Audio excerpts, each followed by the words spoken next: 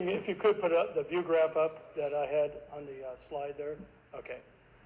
Name is Paul Olson. I live at 13830 Eupatoria Lane. Good morning, City Council. Just want to wish veterans happy Veterans Day, November 11th, this Thursday. Mayor Henderson, when you made your announcement for the purchase of Synovus for $25 million, it was a late Friday afternoon after the time for anyone who could speak publicly on the public agenda about this purchase. It was 3 o'clock.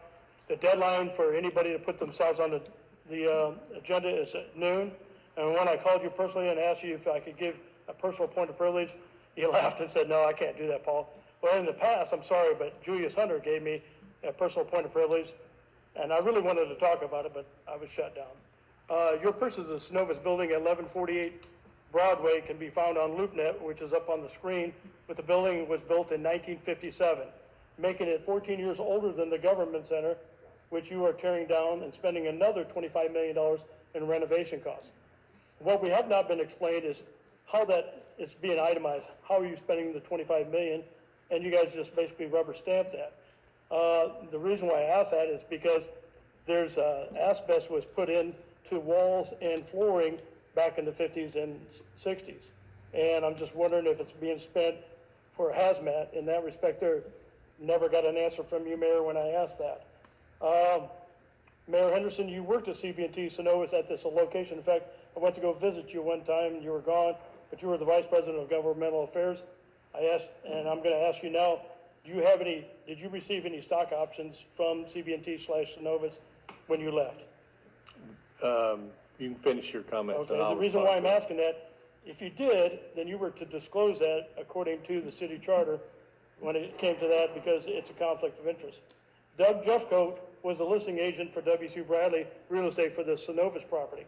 And when I asked you, Mayor, who's our buyer's agent, mum was a word, and basically it came out, since I have a real estate license as Charmaine, you know what a dual agent is. A dual agent is serving on behalf of the seller. That's where his loyalty is, and he's also working on behalf of the buyer's agent.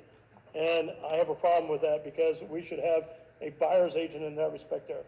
On most real estate commissions, for that, it's 10%. That's a rule of thumb. Charmaine, you know that. So of that $25 million sale, W.C. Bradley got $2.5 million. I asked for that net balance sheet from the city attorneys. They said at that time the contract is still pending until the end of March. They put some things on there. Now we're going to talk about, according to the Muskogee County, and the other thing I wanted to reiterate on, $25 million dedicated towards renovating that Synovus building on Broadway, but we couldn't dedicate that to the government center when it was 14 years newer. And the problem is that there was nothing structurally wrong with the government center. Never did I get an engineering report from you guys, which I asked way back in June when I first came here, but I promise you there was nothing structurally wrong with the government center. And according to the Muskogee County Board of Elections, it cost the taxpayers $100,000 for the one-item SPLOST referendum. $100,000, guys. Election was stolen by you, Mayor, and the council for orchestrating in an off-year election, and the worst voter turnout in the history of Columbus at 8% of the registered voters. 11,000 of the 130,000. It was an abomination. It was bought by Matt Swift, who was basically the chairperson of Improved Columbus LLC.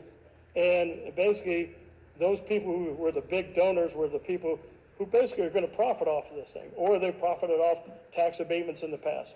And since it's a public record, you can go to the Board of Elections website. I'm going to start naming names. Contributions made to Improve Columbus LLC. W.C. Bradley, real estate, $15,000. Not bad for a $2.5 million. Not bad, giving $15,000 back. Synovus was there, but it did have PAC, which is Political Action Committee. If you look at it, and you look at the Tillman Act, a bank cannot give a contribution to any campaign unless it's through a political action committee, and that was not denoted. John Turner, that was $5,000. John Turner, $5,000. Brad Turner, $5,000.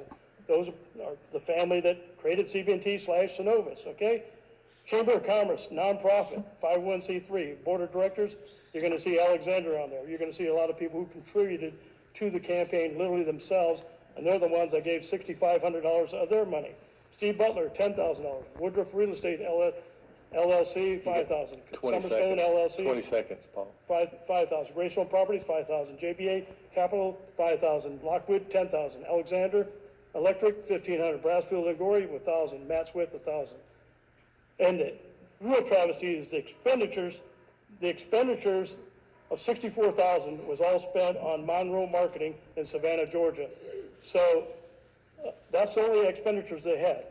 And so the hypocrisy, you're I know, time the is up. hypocrisy here, let me just finish off. The hypocrisy here is when they said that 30% on their flyers is going to be spent from outside entities. Paul, Here they are. Mr. Olson, you can come back Okay. at the end of the clerk's message to finish up. I can't I provide know, you an but I'm opportunity just I don't saying to know. you, there was hypocrisy in the propaganda they were putting out.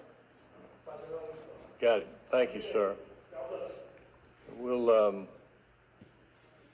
move on to, next is Ms. Teresa Elamine, representing the Southern Anti-Racism Network regarding Parent Summit and Cure Violence Columbus.